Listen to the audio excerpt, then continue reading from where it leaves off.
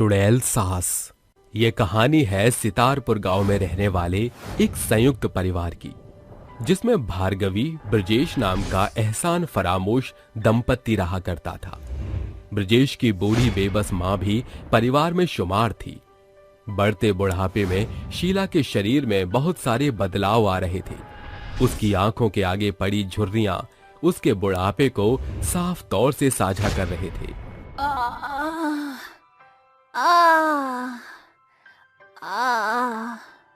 अरे ओ सासू माँ, इतनी जोर शोर से करहाने का झूठा स्वांग रचाकर क्या साबित करना चाहती हो तुम? अरे बहू, सवेरे से मेरे टखनों में बड़ी बाधा है, जरा सा तेल मल दे। अरे ओ मेरी बूढ़ी सासू माँ, एक तो सारा दिन बिछौने पर पड़ी रहती हो, एक दिन का तक नहीं हिलाती, सारा काम मेरे सर माथे मड़कर मजे मारती रहती है। ऊपर से तुम्हारे तन का मलवान करूं? मैंने तुम्हारी सेवा सहाय का बेड़ा नहीं उठा रखा।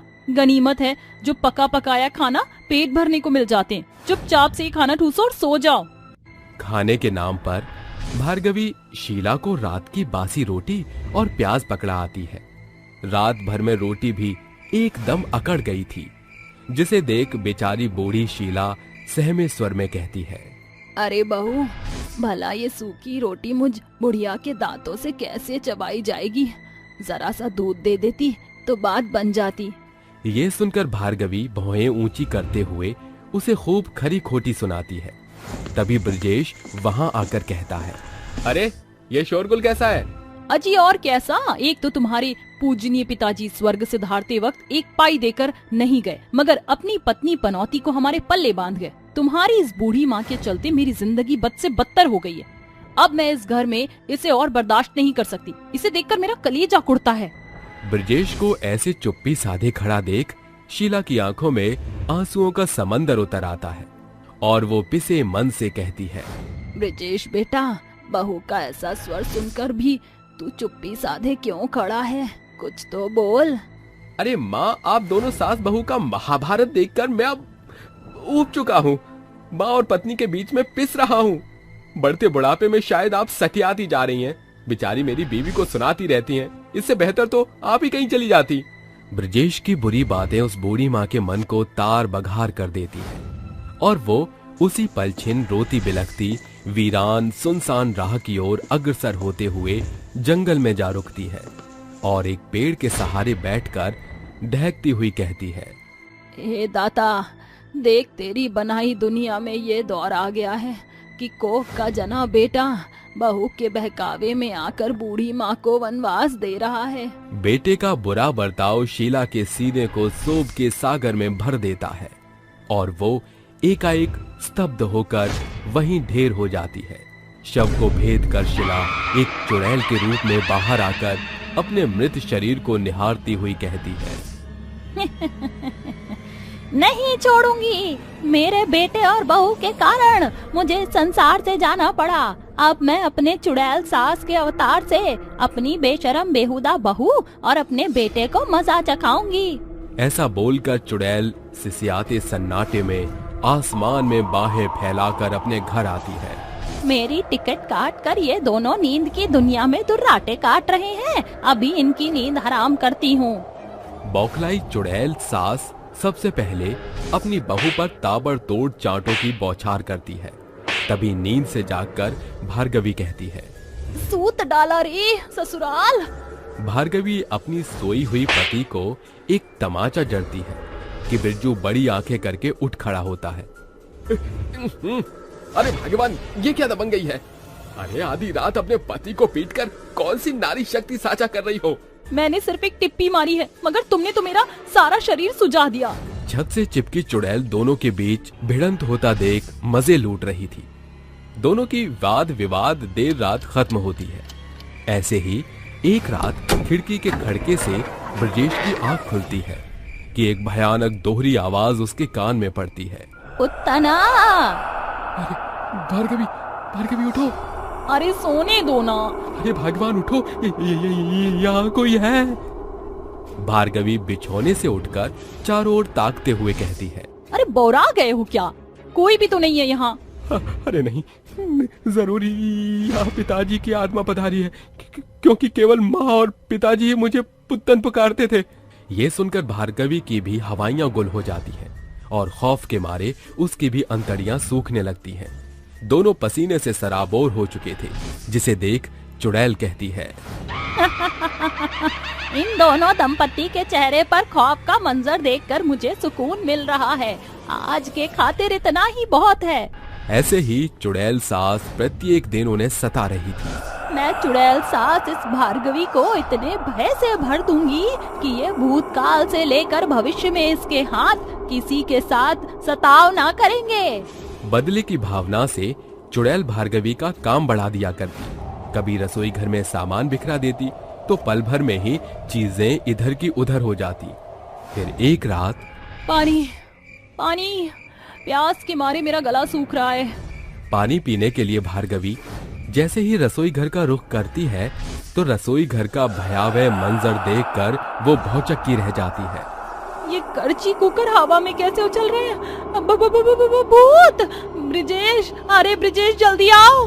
ब्रजेश के आते ही सारा माहौल थम सा जाता है और चुड़ैल मंद मंद मुस्कुराते हुए कहती है, जब तक मैं बेबस बुढ़िया बनकर जिंदा थी तब तो सारा दिन मेरी बिगड़ी बेबाक बहू की गज भर की जुबान गूंजती रहती थी। अब कहाँ गई इसकी बकैती? अरे भार्गवी, आधी रात चमगादड़ की तरह क्यों चिल्ला रही हो? अजी, जब मैं रसोई घर में आई तो सारा बर्तन सामान हवा के बीचों बीच उमड़ घुमड़ रहा था, जैसे ये सब कुछ कोई बुरी शक्ति के इशारों पर चल रहा था। अरे जरूर तुम आंख मूंद कर सपने में ही यहाँ आ गई होगी। देखो, सारा सामान अपनी जगह पर है। दोनों बात काट कर सोने चले जाते हैं। ऐसे ही एक सप्ताह गुजर जाता है। सांझ के 8 बजे दोनों खाने की मेज पर बैठते हैं, तभी सामने की कुर्सी में हलचल होती है। देखा तुमने?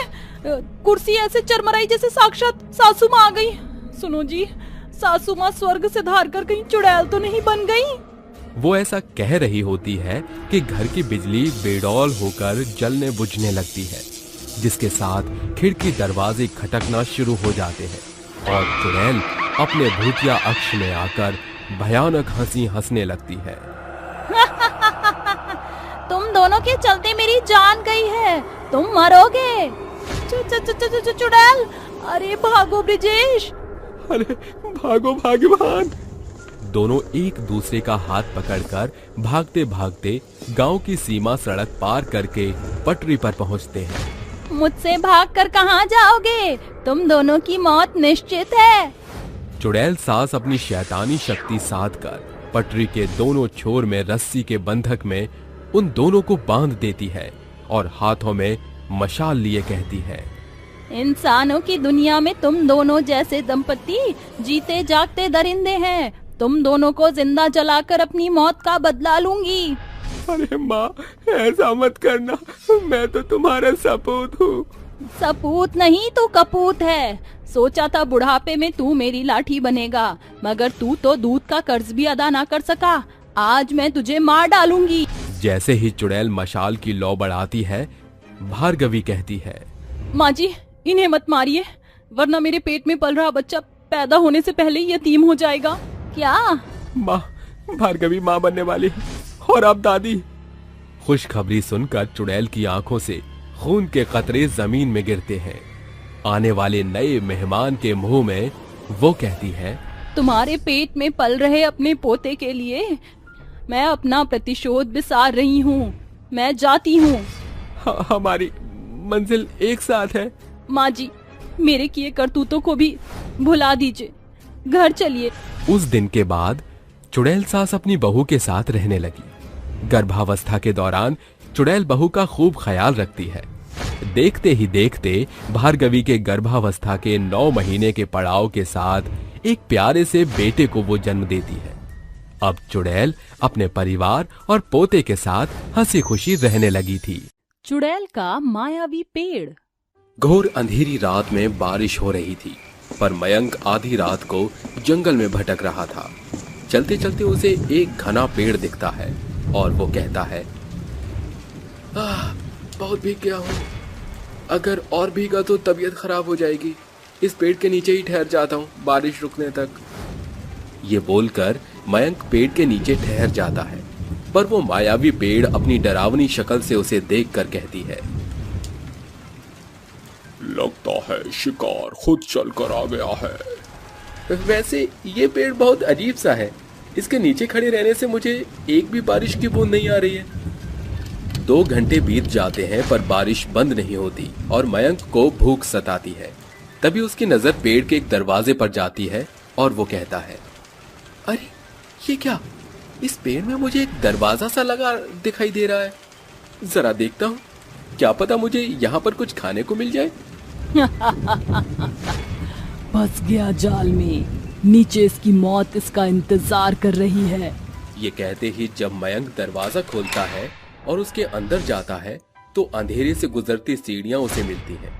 फिर वो एक बेहद चमचमाते कमरे में आ जाता है जहां टेबल पर स्वादिष्ट पकवान सजे होते हैं और मयंक कहता है, ओह वाह, यहाँ तो बहुत सारा स्वादिष्ट खाना रखा है और आज से पहले मैंने इतनी अच्छी जगह कभी नहीं देखी। अरे अब रहा नहीं जा रहा खाने को देखकर। ओहो। ये कहते ही वो खाने को खाने जाता है। वो खाना गायब हो जाता है और एक चुड़ैल की आवाज आती है। क्या तुम खाना खाने की कोशिश कर रहे हो? चुड़ैल, अरे बचाओ बचाओ, मुझे यहाँ से भागना होगा, अरे बचाओ। ये कहते ही मयंक भागने की कोशिश करता है और चुड़ैल उसे अपने लंबे नाखूनों से पकड़ लेती है और कहती है, यहाँ से भागने की कोशिश मत करो, अब तुम यहाँ से कभी बाहर नहीं निकल पाओगे, मार डालूंगी मैं तुम्हें। अरे छोड़ दो मुझे, क्यों मारना चाहती हो? और ये सब क्या है? एक पेड़ के अंदर ये जगह कैसे हो सकती है? ये मायावी पेड़ है जिसके दरवाजे को देखकर तुम मेरे पास चले आए, पर अब तुम्हारा बचना मुश्किल है। ये बोलते ही चुड़ैल उसे मार डालती है। मार डाला मैंने, अब जो भी यहाँ आएगा वो इसी तरह मारा जाएगा। वैसे भी कोई नहीं जानता उस मायावी पेड़ के अंदर मैं मुद्रलिका रहती हूँ। ये बोलते ही चुड़ैल बाहर आकर उस पेड़ में समा जाती है और अपने लाल आंखों से देखने लगती है। अगले दिन 2 लड़कियां ट्रैकिंग करते हुए जंगल में भूख से व्याकुल होकर कहती हैं, या अल्लाह, मुझे बहुत भूख लगी है, ज्योति कुछ तो कर, और कितना चलूं? यार ऐसा कर, 2 बादाम खा ले, क्योंकि खाने का तो कुछ नहीं है अब मेरे पास। या अल्लाह, व्हाट्स रॉन्ग विद यू ज्योति, मेरा उससे कुछ भी नहीं होगा, मुझे भूख लगी है। देख ज्योति, मुझे क्या मिला, सामने एक फलों से हरा भरा पेड़। अय्यई! अरे हाँ, पर उस पेड़ पर आम अनार कैसे हो सकते हैं? दोनों अपनी आंखों को दोबारा मलती हैं और उस पेड़ को गौर से देखती हैं। पेड़ पर एक फल नहीं 10 तरह के अलग अलग फल लटके हुए थे। तभी यास्मीन कहती है, ज्योति, क्या जो मुझे दिख रहा है वो तुम्हें भी दिख रहा है? इस पेड़ पर अलग अलग फल है। हाँ हाँ यास्मीन, मुझे भी वही दिख रहा है। चल आजा, खाने चलते हैं, तुझे भूख लगी थी ना? दोनों सहेली उस पेड़ के पास पहुंचकर घूरने लगती हैं। तभी पेड़ के अंदर की चुड़ैल हंसकर कहती है, आखिर ये भी जाल में फंस गई, अब जैसे ही ये मेरे फल खाएंगी तो गुमराह हो जाएंगी। यार लगता है ये पेड़ कोई स्पेशल है जिस पर इतने सारे फल लगे हुए हैं। चल चल, हम दोनों खाते हैं, पर उससे पहले तोड़ना पड़ेगा ना? हाँ हाँ। दोनों उस मायावी पेड़ के मायावी फल खाने की कोशिश करती हैं, पर तोड़ नहीं पाती। तभी उन्हें उस पेड़ का दरवाजा दिखता है। दोनों उस दरवाजे को पार करके नीचे पहुंच जाती हैं और कहती हैं, वल्लाह हबीबी, ये जगह तो बहुत ही जन्नत दिखती है। कौन रहता होगा यहाँ जिसने इस जगह को बनाया? ये तो तूने सही बोला यास्मीन, जगह बहुत खूबसूरत है, मन कर रहा है कि हम यहीं रहें। वो देख, मखमल का बिस्तर है, चल उस पर चलते हैं। दोनों उस मुलायम बिस्तर पर कूदने लगती हैं। तभी उड़ते हुए चुड़ैल कहती है, तो कैसा लग रहा है तुम दोनों सहेलियों को यहाँ? क्या तुम हमेशा के लिए यहीं रहना चाहती हो? ज्योति, ज्योति देख, अल्लाह मियाँ, व्हाट्स रॉन्ग विद दुष्ट आत्मा? शू शू। हाँ पागल है क्या यास्मीन? ये कोई चिड़िया थोड़ी है जो तेरे शू शू करने से भाग जाएगी। आलतू जलालतू, हम पहुँच गए हैं चुड़ैल के घर में, कहीं बन ना जाए पालतू। बचाओ बचाओ, कोई तो बचाओ। हाँ, तूने बड़े अब मंत्र फूंक दिए ना, जो ये चुड़ैल चली जाएगी। अरे बचाओ कोई। तुम्हें इस मायावी पेड़ के नीचे बचाने कोई भी नहीं आ पाएगा, क्योंकि बाहर से ये मामूली पेड़ लगता है। सिर्फ मेरे शिकार ही यहाँ तक पहुँच पाते हैं। मरने के लिए तैयार हो जाओ। पर तुम हमें क्यों मारना चाहती हो? मुझे लोगों को मारना बहुत अच्छा लगता है। ये बोलते ही चुड़ैल उन दोनों लड़कियों को भी मौत के घाट उतार देती है। इस तरह चुड़ैल और भी लोगों को मारती रहती है, अपने मायावी पेड़ के जाल से उन्हें फंसाती है और जब वो नीचे आ जाते हैं तो उन्हें मार डालती है। पर इन सब के पीछे चुड़ैल का मकसद क्या था, क्यों वो ऐसा कर रही थी? जानने के लिए कहानी अंतिम पड़ाव पर चलते हैं, जहां चुड़ैल एक तरफ लोगों को मारती, गांव के लोग दहशत में आकर कहते हैं, अरे ये क्या हो रहा है बहुत दिनों से? क्या करके गांव के लोग गायब हो रहे हैं? क्या कोई इसकी वजह जानता है? सरपंच जी, आपने तो गौर किया होगा। नहीं राजू, मैं भी इसी बात से चिंता में हूँ। मुझे लग रहा है हो ना हो ये वही लोग हैं जो जंगल में जाते हैं। शायद वहाँ हमें कुछ मिल सकता है। अरे तो देर किस बात की सरपंच जी, आप 2-4 आदमियों को लेकर चलिए ना। ठीक है कालिया, हरिया, बबलू, इन सबको भी बुला लो और कुछ जरूरी हथियार लेकर चलो। जी सरपंच जी। ये कहते ही कुछ देर बाद सरपंच अपने आदमियों के साथ उस जंगल में पहुंच जाता है। तभी बबलू कहता है, अरे सरपंच जी, ये देखिए, और पेड़ बहुत ही अजीब है, आंख नाक बने हुए हैं और उस पर अलग अलग फल भी हैं। तुम सही कह रहे हो बबलू, सब होशियार रहना, शायद यही वो पेड़ है। सरपंच के आदमी धीरे धीरे उस पेड़ के करीब जाते हैं तो पेड़ की डालियां हाथ बनकर 2 आदमियों को जकड़ लेती हैं और वो चिल्लाते हैं, सरपंच जी, अरे सरपंच जी हमें बचाइए। ये मालिक बचाइए, कौन है? अरे किसने जकड़ लिया हमें? अरे छोड़ो, अरे जाने दो। मैं तुम्हें नहीं छोड़ूंगी, अब तुम दोनों मर जाओगे। मैं हूँ मुद्रलिका, मायावी पेड़ की मालकिन। अरे नाम तो सुना सुना लग रहा है, कौन हो तुम? बताओ मुझे, वरना इस पेड़ को मैं जला दूंगा। लगता है सरपंच तुझे याद नहीं आया, मैं बताती हूँ। 2 महीने पहले जब तूने मुझे किसी पेड़ के पास जादू टोना करते हुए देख लिया तो पूरे गांव में तूने मेरी बेइज्जती की और मुझे जादू टोने वाली घोषित कर दिया था। तूने मुझे मारने का हुक्म दिया। सरपंच जी, मैं आपके पैर पड़ती हूँ, मुझे मारने का हुक्म मत दीजिए। मैंने किसी को कुछ नहीं किया। पर तूने एक लड़की को मार दिया और उसकी आत्मा को अपने वश में करना चाहती थी।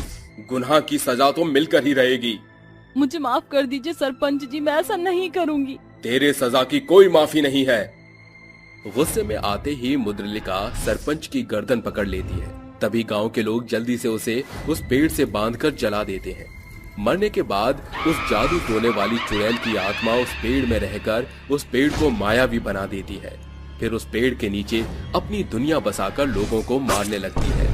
अब तो अच्छे से याद आया ना तुझे? हाँ, आ गया। तूने पहले भी गलती कर रही थी और अब भी गलत कर रही है, पर तेरा अंत तो निश्चित है चुड़ैल। भूरा जी, जल्दी से मंत्र पढ़कर इस पर गंगा जल डालो। जी सरपंच जी।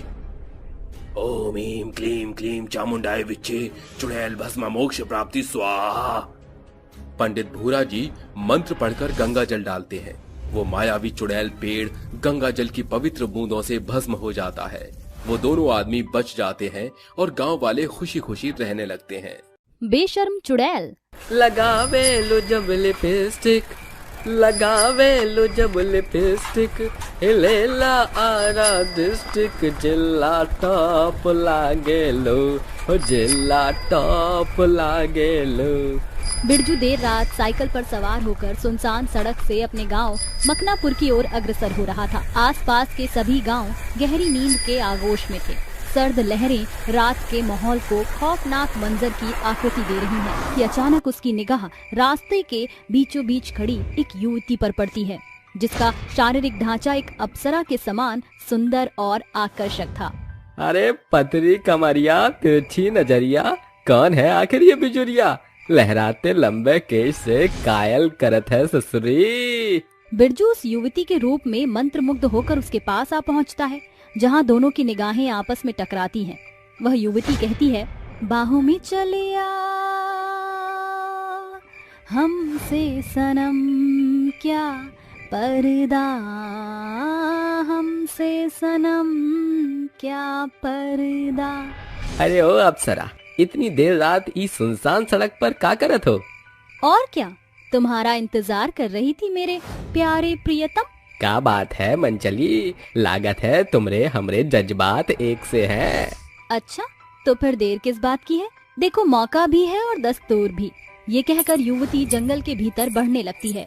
पूरे जंगल में उसके पायल की छनकर गूंज उठती है, जिसके साथ पंछियों का बसेरा सुगबुगाता देख वह कहती है, आकाश के परिंदों, मैं कहती हूँ चुप हो जाओ। अरे ओ मंचली, उरी कितना भगाओगी?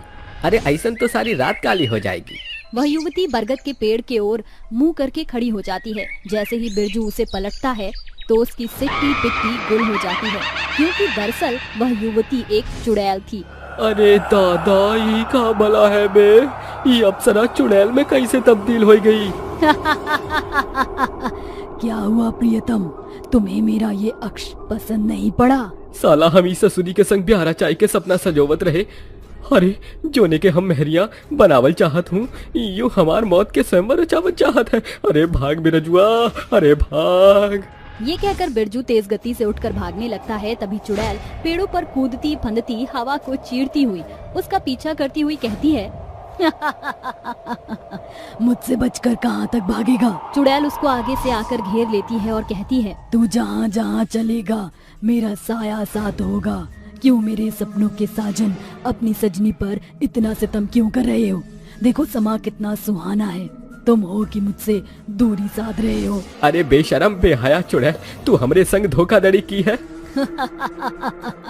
अरे चलावा करना तो मुझ चुड़ैल की सबसे हसीन अदा है। अब जल्दी से मेरे मन की मनसा पूरी कर दो। बेशरम चुड़ैल, दूर हट मुझसे। शायद तुझे पता नहीं कि मैं बेशर्म चुड़ैल के साथ साथ बुरी चुड़ैल भी हूँ। गुस्से से तिलमिलाई चुड़ैल बिरजू का सर धड़ से अलग कर देती है। उसका सारा खून पीकर कहती है, ये मानव एकदम मूर्ख निकला। ये कहानी है मकना गांव की, जहां के जंगल में बड़ी ही बेशर्म किस्म की एक चुड़ैल का बसेरा था। वह अपनी शक्तियों से हर एक रात जवान सुंदर युवती का भेष धरकर पुरुषों को अपने जाल में फंसाया करती। बदकिस्मती से जो कोई भी शख्स उस चुड़ैल से संबंध बनाता, उसकी सांसें चली जाती हैं। अरे उस बेशर्म चुड़ैल ने कितनी बुरी मौत मारा है बेचारी बिरजू को। ये देखकर तो खौफ के मारे मेरे रोए सिहर रहे हैं। जाने वो मर जानी कमबख्त चुड़ैल हमारे गांव के मर्दों को ही क्यों मौत दे रही है। जैसा कि हम सभी उस बेशरम बेबाक चुड़ैल के काले करतूतों से भली भांति वाकिफ हैं। वो हर एक रात मेनका अप्सरा जैसी सुंदरियों का भेष धरकर मर्दों को अपने पास बुलाती है। इसके बाद सभी अपने घरों की ओर अग्रसर होते हैं और पूरा गांव अंधेरे से मांद जाता है। जबकि बाद चुड़ैल जंगल से बाहर आती है। एक बार फिर मकना गांव में काली रात आई है, साथ ही मुझ चुड़ैल के लिए सुनहरा सौगात लाई है। कौन बनेगा मेरा शिकार? एकाएक चुड़ैल की तेज निगाह कोसों दूर से आ रहे शंकर पर पड़ती है।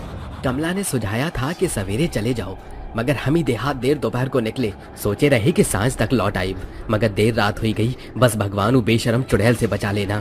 शंकर अभी ये बोल ही रहा था कि चुड़ैल एक बला बनकर उसके सामने आती है। जो आएगा मेरे पास वो बन जाएगा मेरा खास। का बला है भी, सुंदरी के रूप में मक्खन मलाई की छलकती गगरी जैसी है ससुरी। चल शंकर, इस सुंदरी के शिकार करने का सुनहरा अवसर हाथ से जाने न दे।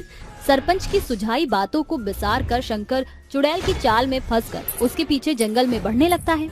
आओ आओ प्रियतम, मेरे पास आओ। एकाएक शंकर की निगाह चुड़ैल के पैरों पर पड़ती है, जिसे देखते ही उसके पांव सनसना कर वहीं थम जाते हैं। उल्टे पैर तो चुड़ैल के होते हैं। अरे ससुरा, तभी तो ये बेशरम चुड़ैल का बोलबाला एकदम विदेशन गौरियन की जैसी है। आओ प्रियतम और मेरी बाहों में समा जाओ। बुलाती है मगर जाने का नहीं। ये सुनकर चुड़ैल गुस्से से तिलमिलाकर जैसे ही पांव पटकती हुई अप्सरा का अक्ष भयानक खूंखार चुड़ैल में बदल जाती है। तुम इंसानी कीड़े मकोड़ों की समस्या है। चुपचाप से इस जंगल में मेरे साथ मंगल कर, वरना आज इस जंगल में दंगल होगा। अरे बेशरम बेहया भूतनी, कुछ तो भूतनियत रख। ये सही है, तुम करो तो रास लीला और मैं करूँ तो कैरेक्टर डीला। तूने कदर मेरी नहीं जानी, अब तेरा भी वही हश्र होगा जो बाकियों का हुआ। चुड़ैल अपने लंबे पैनी नाखून से शंकर का पेट फाड़कर उसका रक्त पान करती है। प्यार की भूख नहीं मिटी तो क्या हुआ, पेट की भूख तो शांत हुई। ऐसे ही दिन सप्ताह और सप्ताह महीने में ढलते जा रहे थे। चुड़ैल अक्सर अपने हुस्न से सड़क पर आते जाते मर्दों को रीझ कर उन्हें मौत दिया करती। दो दोस्त देर रात कार में सवार होकर आ रहे थे। अरे वाह, लगता है आज शहर से शिकार आया है। आज गांव की गोरी बनने से काम नहीं चलेगा। चुड़ैल शातिर मुस्कान देते हुए शहरी पहनावा पहनकर सड़क के बीचों बीच आ खड़ी होती है। ए तन्मय, अरे सामने देख, आइटम बम लगत है, लिफ्ट की राह में खड़ी है। दोनों कार रोककर कहते हैं, ए ब्यूटी बेबो, लिफ्ट? नो, मैं यहाँ लिफ्ट का नहीं, अपने लकी बॉय का इंतजार कर रही हूँ। अरे तो हमें का खामी है। तो ठीक है, चलो मेरे साथ। चुड़ैल उन्हें मोह जाल में फंसाकर जंगल के अंदर लाती है। यार तन्मय, कहीं हम लकी बॉय की बजाय बकलोल न बन जाएं। और कितना दूर चलना है यार? बस नदी तक। चुड़ैल नदी के पास आकर नाच गाकर दोनों लड़कों को रिझाने लगती है। आई वाना तेरा इश्क इश्क तेरा इश्क इश्क मेरे जानिया। चुड़ैल के एक इशारे पर पूरा जंगल रोशनी से जगमग हो जाता है, जिसे देख दोनों दोस्त बहुत चक्के रह जाते हैं। अरे ये कैसे किया तुमने? एकाएक चुड़ैल अपने असली अक्ष में आकर कहती है, ऐसे। यार आयांश, ये तो चुड़ैल है, भाग यहाँ से। जैसे ही दोनों भागने के लिए बढ़ते हैं, चुड़ैल उन्हें जमीन पर पटकते हुए कहती है, देखो, चुपचाप मेरे मन की मनसा पूरी कर दो। मुझे बाबू सोना की चोचलेबाजी नहीं आती, मगर जादू टोना में मुझे महारत हासिल है। ये कहकर चुड़ैल उन दोनों को अपने मोहिनी अस्त्र के असर से मंत्रमुग्ध करके उनके संग संबंध स्थापित करती है, जिसके साथ दोनों की सांस सदा के लिए रुक जाती है। अगली सुबह, सरपंच जी, मौत का ये मसला तो बढ़ता ही जा रहा है। पहले बिरजू, फिर शंकर, फिर आते जाते राहगीर। उस चुड़ैल का कुछ भी नहीं हो सकता। कल रात मैं पुरोहित जी के पास गया था। उन्होंने कहा कि इस जंगल के हर एक छोर को इस कलावे अक्षत से बांधना होगा, जिससे वो बेशरम चुड़ैल सदा के लिए बंधक में बंध जाएगी। सभी साथ मिलकर जंगल की सीमा को बांध देते हैं, जिसके कुछ दिनों तक चुड़ैल की चाल थम जाती है। मगर एक रात पियक्कड़ युवक उस जंगल में जैसे जाता है, वैसे ही बंधन टूटते और चुड़ैल आजाद होती है। ओम पो, ले भैया, हो गई मेरिया। अब मुझे दुर्राटे काटने से कोई नहीं रोक सकता। उस दिन से आज तक उस बेशर्म चुड़ैल ने कई पुरुषों को अपने हवस का शिकार बनाया।